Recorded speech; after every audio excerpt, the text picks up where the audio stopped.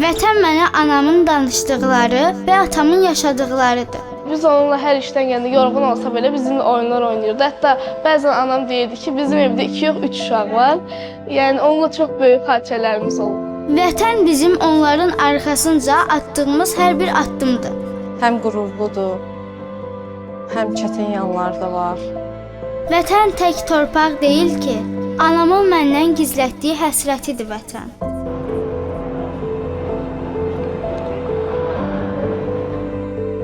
Bizim başımızı dik tutmağımız üçün, gülümsəməmiz üçün, rahat, firavan yaşamağımız üçün gedən atalarımız hər biri qəhrəmandır. Həyat yoldaşım və minlərlə qəhrəmanların sayəsində bugün uşaqlar azad, firavan yaşayırlar. Atam da yəni həmişə bizə aşılayıb ki, vətəni sevmək lazımdır. Həmişə vətən üçün canımızı fəda etməliyik. O arzularını övladları üzərindən həyata keçirməyə çalışıram və yoldaşımla hər zaman qürur duyuram.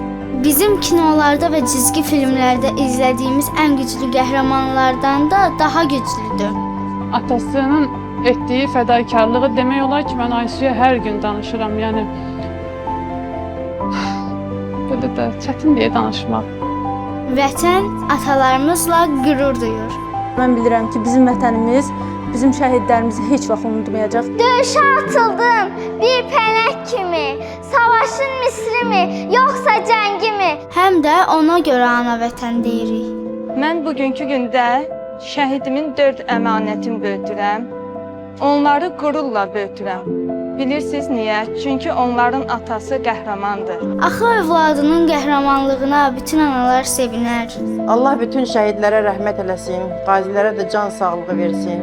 Anamız Azərbaycan, atamız qəhrəman. Qürurluyam mən, çünki qəhrəman övladıyam. Onların qəhrəmanlığı heç vaxt silinməməlidir və silinməyəcək. Bizim yaddaşımızdan və bugün onların ruhu şaddır. Biz buradayıq, siz buradasınız və nə qədər acı olsa da onların yaxınları üçün, doğmaları üçün bir təsəlli var. O da odur ki, onlar canlarını fəda edərək tarixi zəfər çalır.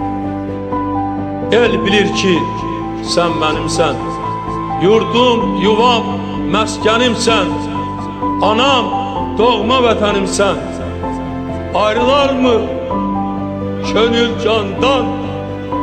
Azərbaycan, Azərbaycan.